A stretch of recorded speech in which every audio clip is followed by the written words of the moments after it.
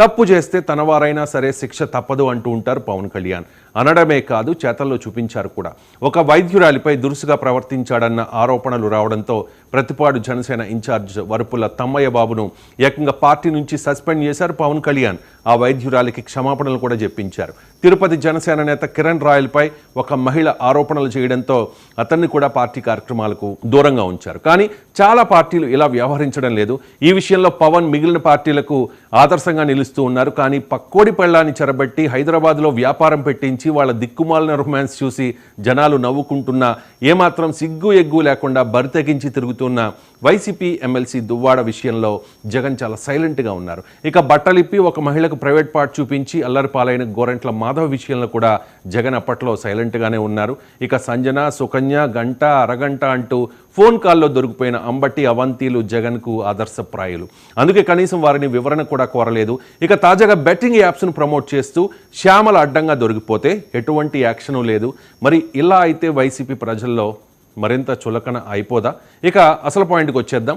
పవన్ను చూసి సినీ ప్రముఖులు, సెలబ్రిటీలు నేర్చుకోవాల్సిన మరో అంశం గురించి ఇప్పుడు మాట్లాడుకుందాం.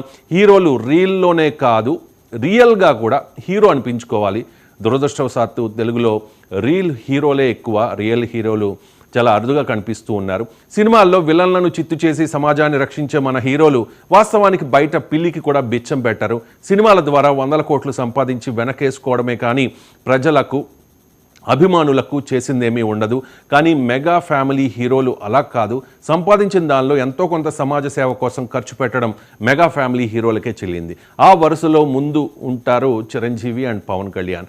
డబ్బు సంపాదించాలంటే ఈ ఇద్దరికీ ఉన్న అవకాశం ఈ దేశంలో మరెవ్వరికీ ఉండదు. కానీ ఆ సంపాదన కూడా లీగల్గా, ఎథికల్గా ఉండాలి అనేది మెగా హీరోలు పెట్టుకున్న ఒక కండిషన్. మీకు గుర్తుండే ఉంటుంది, చాలా ఏళ్ల క్రితం చిరంజీవి థమ్సప్ యాడ్ చేశారు, పవన్ కళ్యాణ్ కూడా పెప్సీ యాడ్ చేశారు. ఆ రోజుల్లోనే ఆయా యాడ్స్ కోసం టాప్ రెమ్యునరేషన్ తీసుకున్నారు వీళ్ళిద్దరూ. కానీ ప్రజల ఆరోగ్యాన్ని హరించే కూల్ డ్రింక్స్ను ప్రమోట్ చేసి డబ్బు తీసుకోవడం అనైతికమని భావించి ఆ కంపెనీస్తో అగ్రిమెంట్ క్యాన్సిల్ చేసుకున్నారు పవన్ కళ్యాణ్ అండ్ చిరంజీవి. చిరంజీవి, పవన్ కళ్యాణ్లకు ఉన్న ఫాలోయింగ్ని చూసి చాలా కంపెనీలు క్యూ కట్టాయి. ఒక్క యాడ్ ప్లీజ్ అంటూ రిక్వెస్ట్ చేశాయి. కానీ డబ్బు ముఖ్యం కాదు అనుకున్నారు మెగా బ్రదర్స్. ఇక మరో ఆసక్తికరమైన, విస్మయం కలిగించే విషయం చెప్తాను. మహేష్ బాబు చేస్తున్న సరోగేటివ్ ప్రమోషన్ గురించి ఇప్పుడు మాట్లాడుకుందాం. ఏ విధంగా తన అభిమానుల్ని, ప్రజల్ని పాన్కి ఎడిక్ట్ చేస్తూ ఉన్నాడో తెలుసుకుందాం. Surrogate advertising is a form of advertising which is used to promote products which are banned or limited from advertising under government regulations such as cigarettes, alcohol and pan masala via advertising another product produced by the same company in order to raise brand awareness. అంటే లీగల్గా ఇలాంటి add చేయడం నేరం కాదు, కానీ ఎథికల్గా చాలా తప్పు. చట్టాల్లో ఉన్న లొసుకుల్ని పాన్ కంపెనీలు వాడుకుంటూ ఉన్నాయి. మరి మహేష్ బాబు ఇలాంటి యాడ్ చేయవచ్చా అనేదే ప్రశ్న. పైకి ఇది ఇలాచి యాడ్, కానీ ఇండైరెక్ట్గా పాన్ బహార్ వాడండి అని మహేష్ బాబు చెబుతూ ఉన్నాడు. కూల్ డ్రింక్స్ అమ్మడం, ప్రమోట్ చేయడం మన దేశంలో ఇల్లీగల్ కాదు కాబట్టి లైట్ తీసుకుందాం. బెట్టింగ్ యాప్స్ను ప్రమోట్ చేయడం తప్పని కొందరు సెలబ్రిటీలకు, యూట్యూబర్స్కు తెలియదు కాబట్టి, తెలియక తప్పు చేసేశారు కాబట్టి అది కూడా లైట్ తీసుకుందాం. మరి వేల మంది చిన్నారులకు హార్ట్ ఆపరేషన్స్ చేయించారని ప్రచారం చేయించుకుంటోన్న సూపర్ స్టార్ కృష్ణ గారి అబ్బాయి పాన్ బహార్కి యాడ్ ఇవ్వడం ఏంటి? మహేష్ బాబుకు ఏం తక్కువైందని? కృష్ణ గారు సంపాదించిన 100 కోట్లు ఇప్పుడు 1000 కోట్లు అయ్యాయి. మరి మహేష్ బాబు రియల్ హీరోగానే ఉంటారా, రియల్ హీరో అనిపించుకోరా అని నెటిజన్లు ప్రశ్నిస్తూ ఉన్నారు. నోటి క్యాన్సర్కు కారణమయ్యే పాన్ను ప్రమోట్ చేస్తూ మహేష్ సమాజానికి ఏం మెసేజ్ ఇవ్వాలనుకుంటూ ఉన్నాడని, ఏ బ్యాడ్ హ్యాబిట్స్ లేని మహేష్ ఇలాంటి దురలవాట్లకు ప్రమోట్ చేయడం ఏంటని దుమ్మెత్తిపోస్తూ ఉన్నారు. ఏ రంగంలో చూసినా, ఎటు చూసినా, ఎవరితో కంపేర్ చేసినా మెగా హీరోలే అందరికీ ఆదర్శంగా నిలుస్తూ ఉన్నారు.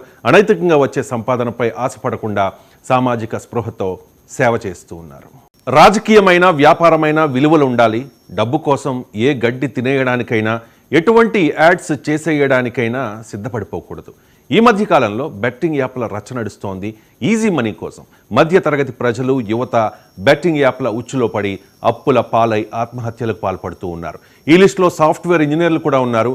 నమ్ముకున్న వాళ్లకు కన్నీళ్లు మిగుల్చుతున్నారు. సాధారణంగా సెలబ్రిటీలకు, ఇన్ఫ్లుయెన్సర్లకు ఫాలోవర్స్ ఎక్కువ మంది ఉంటారు. అలాంటి వాళ్లతో బెట్టింగ్ యాప్స్ను ప్రమోట్ చేయిస్తూ ఉంటాయి బెట్టింగ్ కంపెనీలు. హర్ష సాయి, బయ్య, సన్నీ యాదవ్, లోకల్ బాయ్ నాని, రీతు చౌదరి, విష్ణుప్రియ, పల్లవి ప్రశాంత్ లాంటి వాళ్ళు ఇన్ఫ్లుయెన్సర్లకు ఎక్కువ, సెలబ్రిటీలకు తక్కువ. వీళ్ళేదో సమాజ సేవకుల్లా, సెలబ్రిటీల్లా తెగ ఫీల్ అయిపోతూ ఉంటారు.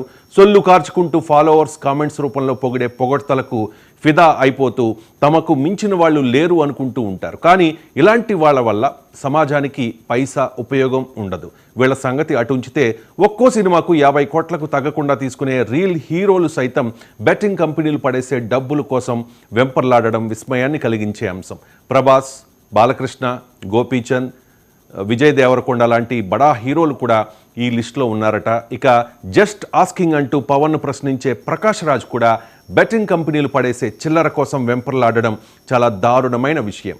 ఎవరెలా పోయినా పర్లేదు, మనం బాగుంటే చాలు, మన జేబులు నిండితే చాలు అనుకునేవారే ఈ సమాజంలో ఎక్కువైపోతూ ఉన్నారు.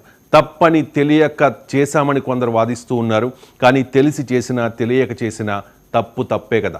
ఇక వైసీపీ అధికార ప్రతినిధిగా ఈ మధ్య తెగ హడావుడి చేస్తోన్న యాంకర్ శ్యామల కూడా బెట్టింగ్ యాప్స్ను ప్రమోట్ చేసి అడ్డంగా బుక్ అయింది.